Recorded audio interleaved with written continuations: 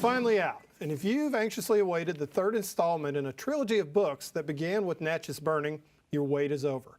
Mississippi Blood is on the bookstore shelves nationwide, and we couldn't be happier to have the author here today, Natchez native and literary genius, Greg Iles. Have you ever been called a literary genius before? I'm not going to admit to that, Marshall. You're not going to admit to that? No. Okay. We're going to plead the fifth before we even start this whole grilling here. I just want to let you know that 1994, I was working for a newspaper syndicate. The book reviewer walks in the room, throws this to me, and he says, read this. It will change you. He's a fantastic author. You're going to love him.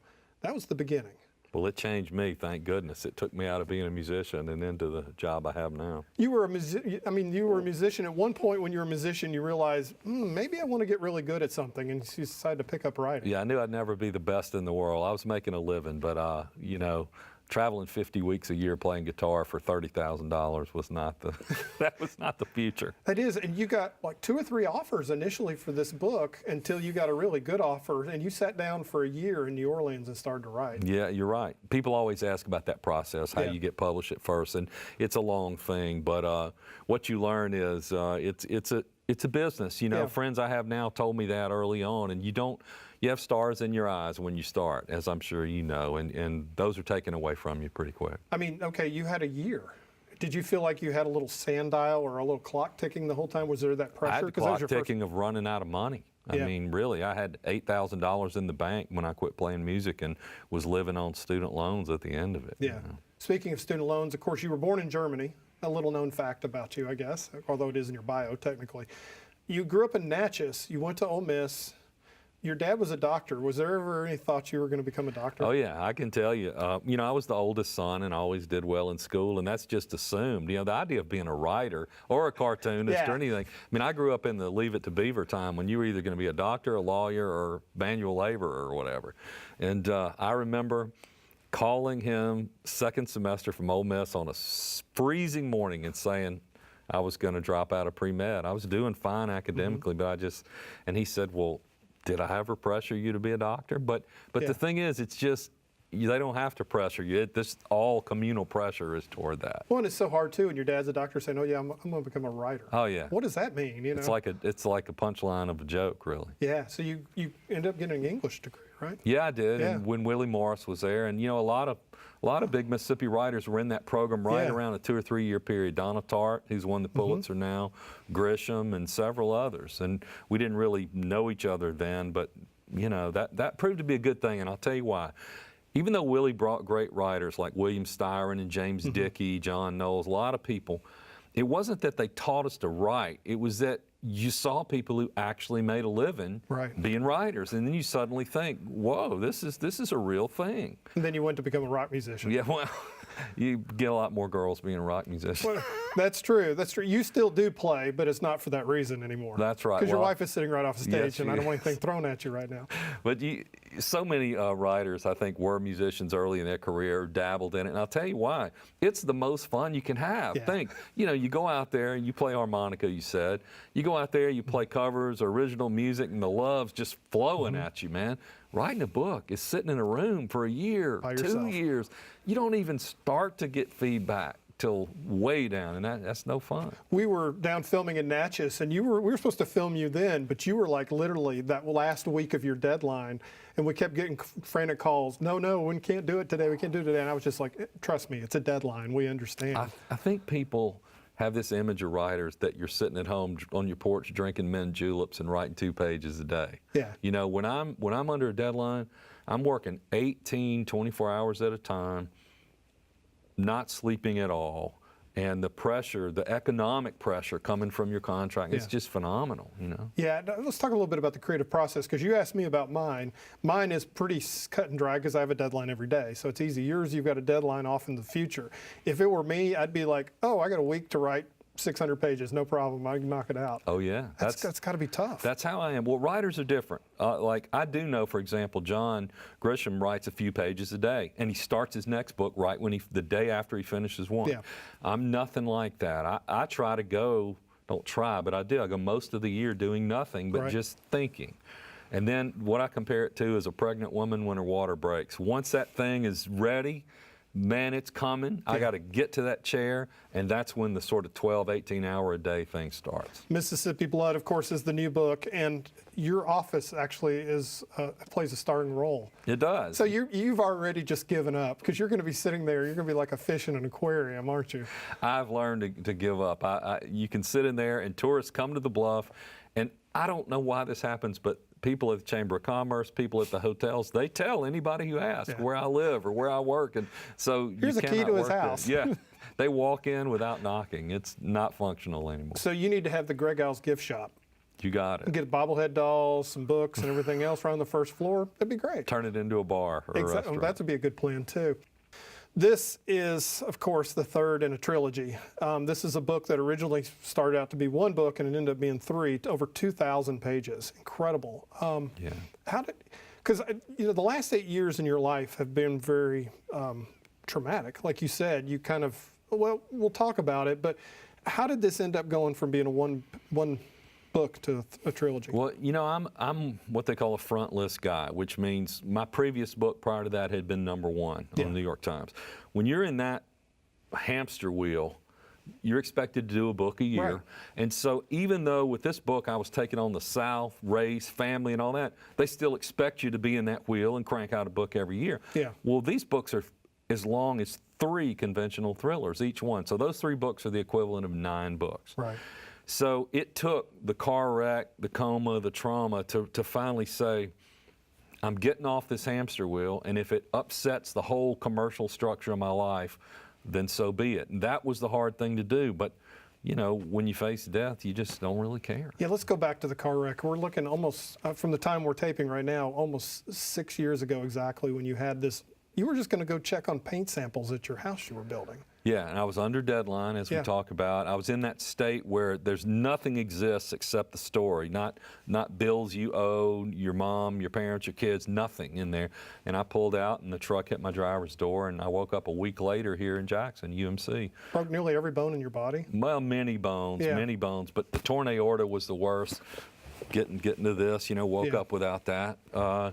So it changed me fundamentally, physically, mentally. I just wasn't the person I was. But you only have to spend a little time over in Methodist rehab to realize you're lucky, even in the shape I'm in. Right.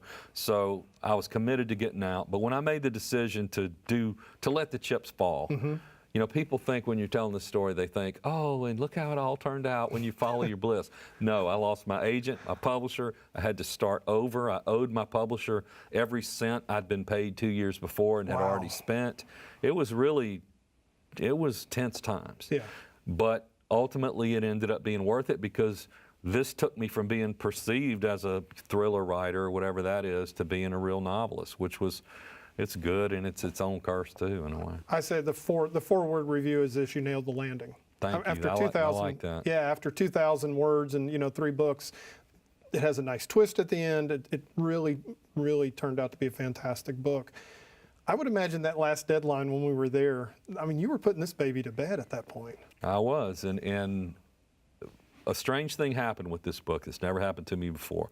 I don't ever really listen to anybody on story, but I finished this book the way I thought it was supposed to be.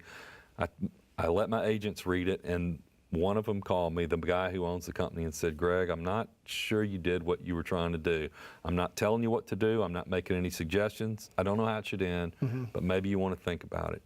And I didn't want to hear that after exhausting myself in it, but I slept on it, and by the time I woke up, I threw out the whole last 150 pages and went back to work. And I'd say 3-4 days later, I have what you're holding in your hand. I think one of the things, I was explaining to a friend of mine who was asking why the books were so long. I said, you got to understand, to tell the story he's trying to tell, he has to take every character that's in it and give them a proper backstory, and you have to understand where they're coming through, because it literally is like a dance by the end of it. And it would be cartoonish if you didn't. Hey, watch it now. Well, I got to be careful with that the cartooning word. thing. It would be a caricature, right?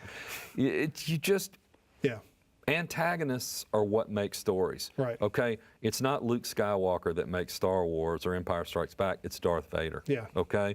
If your villain is weak, your story is weak. And a one-dimensional black hat villain is going to make a lame story. Right. And if I'm going to present the Ku Klux Klan and its offshoots and those kind of things, they can't just be slavering deliverance rednecks. They got to be, well, they were based, honestly, inspired by real people in Mississippi and Louisiana. So I had to show them in their full humanity. Well, Snake Knox, the bad guy, literally the person that is making everybody's life a living hell, is a complex character. He was a veteran, so he at one point he was he served this country. Oh, a hero in some way, but a couple of the guys were heroes, right. And yet, but that's a thing that comes out in this book, as you know. You know, there are guys there are famous heroes even from modern times who were busted for child molestation or whatever. I mean, as they say, the line between good and evil runs right down the middle of the human heart, and nobody's all black, all white.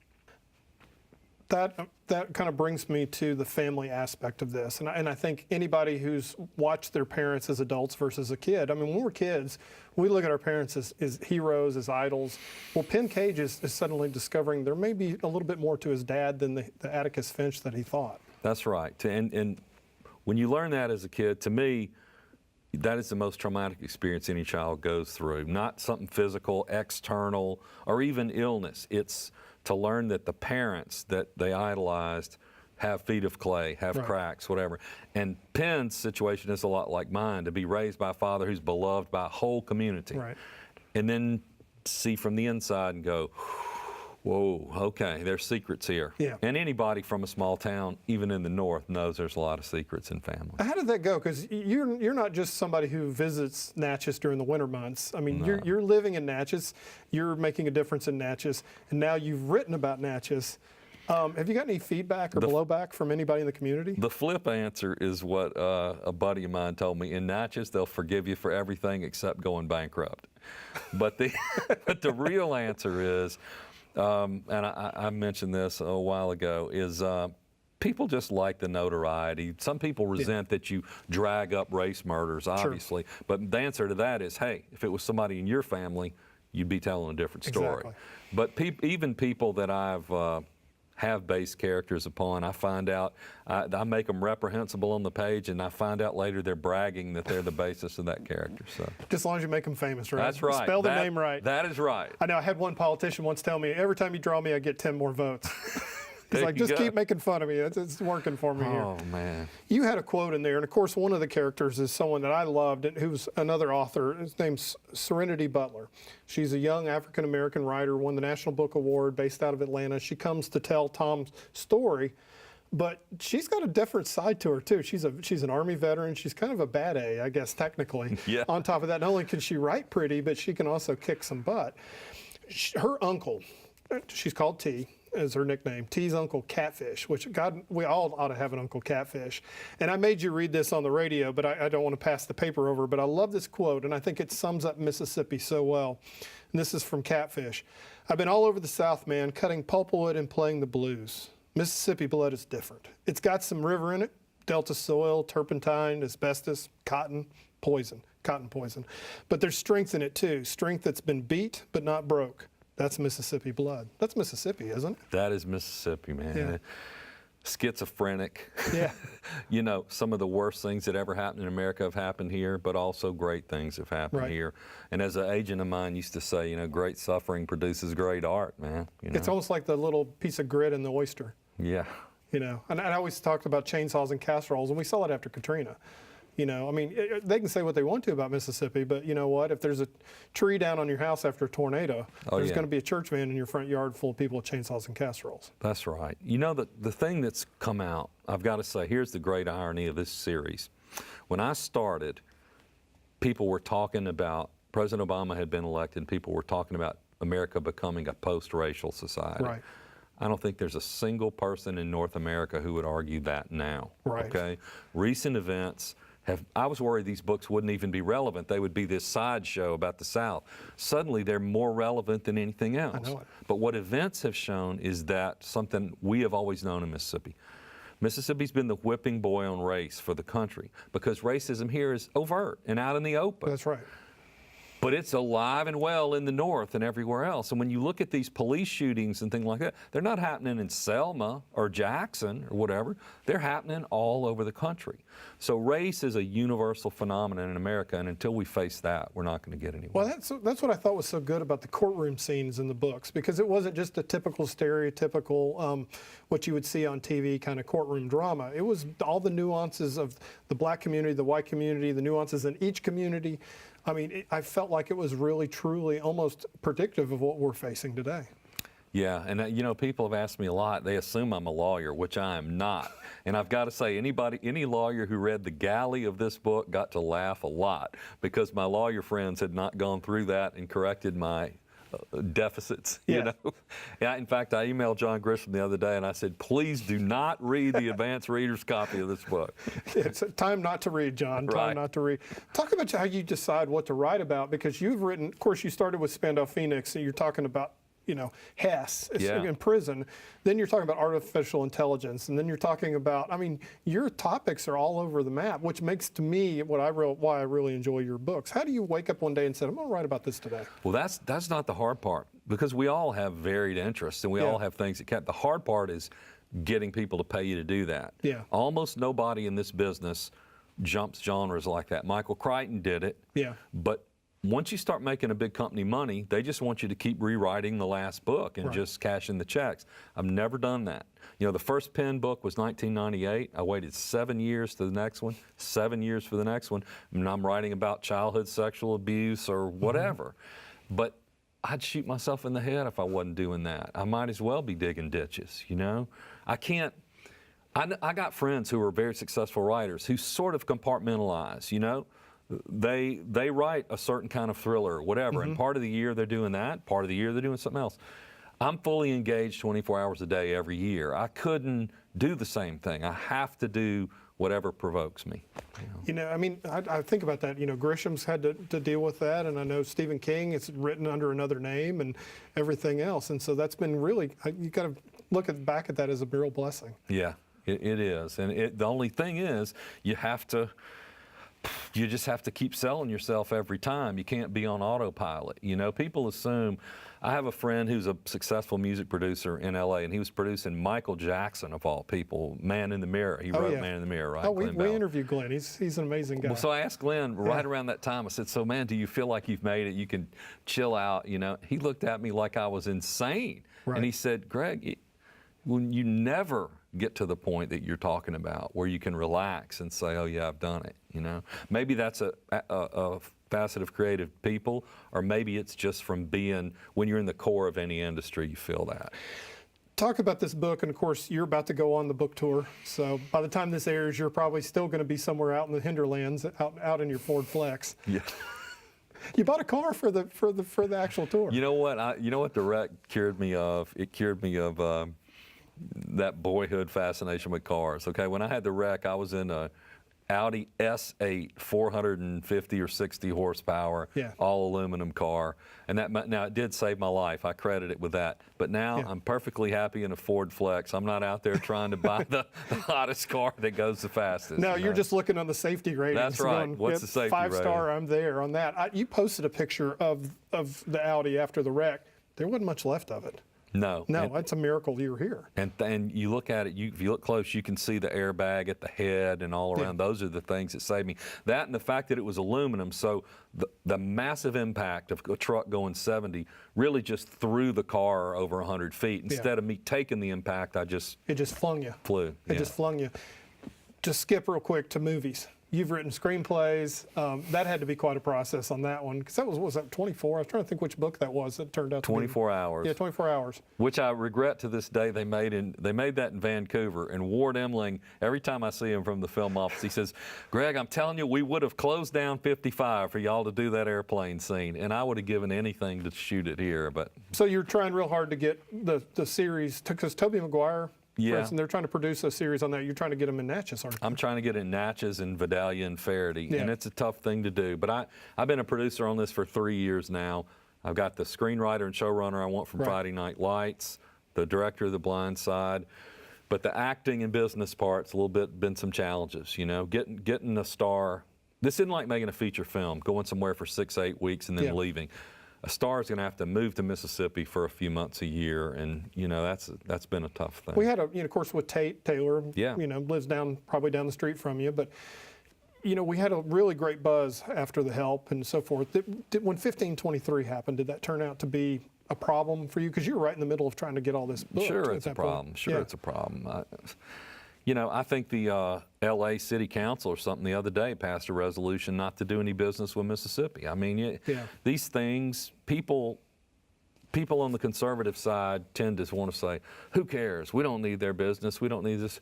You better believe you need the business. I mean, the projected budget on the Natchez Burning series is 10 episodes a year, $5 million an episode. That's $50 million that would go into Natchez, Mississippi.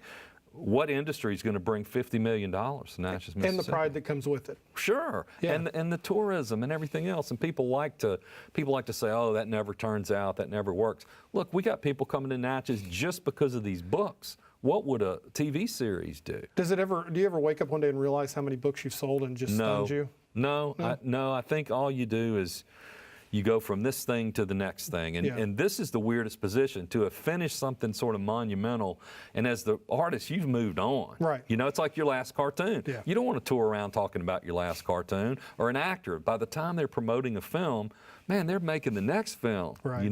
So it's a strange mental place to be in, but that's part of the job. And you're currently working on your next book, right? Yeah, under deadline. My next book's set in Ole Miss. So how long do you have to write? How long do they give you?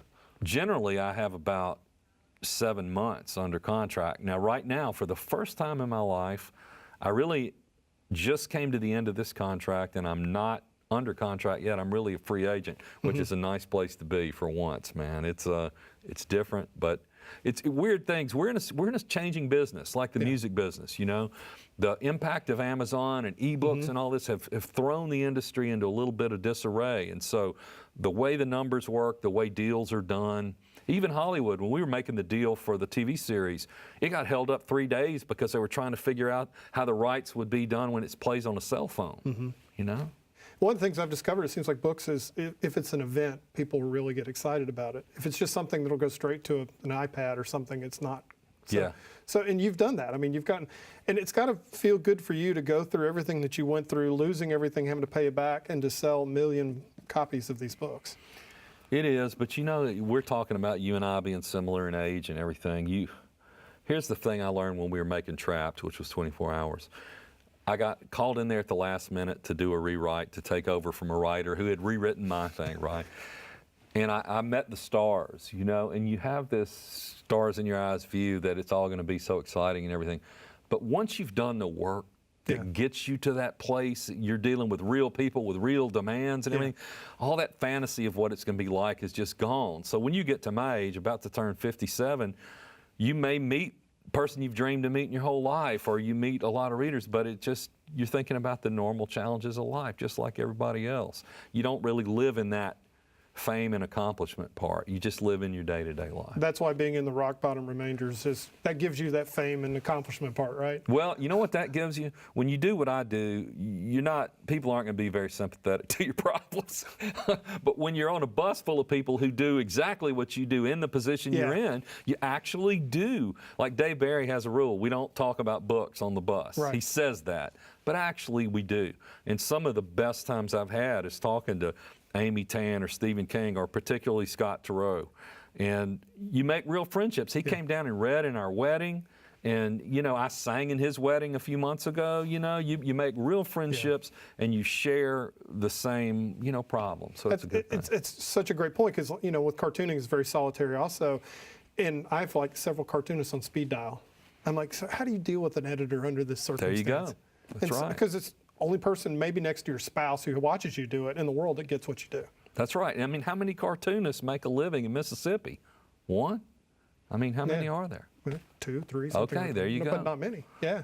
That's right. So tell a little bit about, of course, talk about the next book. Mention it's going to be in Oxford, right? It's going to be in Oxford. It's sort of, for people old enough to remember films like Double Indemnity, it's sort of a film noir, and it's just, Ole Miss is a great setting, and Oxford's a great setting, because it's a small town, it's a literary town. That history plays a role, a little bit of the when Willie was there, I got a little taste of the writer in residence thing. I know Tommy Franklin up there. So it's just a good milieu for something really juicy and a little bit lighter, you know. That'll be fun. And of course, when will we see that book? Whew, I'd say, you know, a year from now. It'll be out. Because I can actually do that kind of thing phenomenally fast. Like the screenplay that came from 24 Hours, I actually wrote that before I wrote the book. I'd never written a screenplay. I wrote that in 6 days while I had the flu. So I get nuts. You could have done it 5 without the flu. Well, I get nuts when I'm writing. I call those like a locked room thriller. It's not some big epic like this. It's like a Swiss watch that you got to make everything tick just right. Do you write better in the morning or do you write in the afternoon? I don't know what the morning is. I only see the morning if I'm seeing it from the previous night, literally. I work, ideal days, I start work about 3 in the afternoon, and if I'm really going good, I go to bed at 7 in the morning. And wow. I've written that whole time. So, but it's quiet. That's right. Yeah. I sit Except there. when you have the tourists knocking on your window. I'm in a lazy boy. I have a hospital table. I have a TV here, music system, my screen here, and I don't get up almost for anything. Just drink tab the whole time. I'm insane when I'm working. Well, we're running out of time. Any final thoughts? I'm proud to be from Mississippi.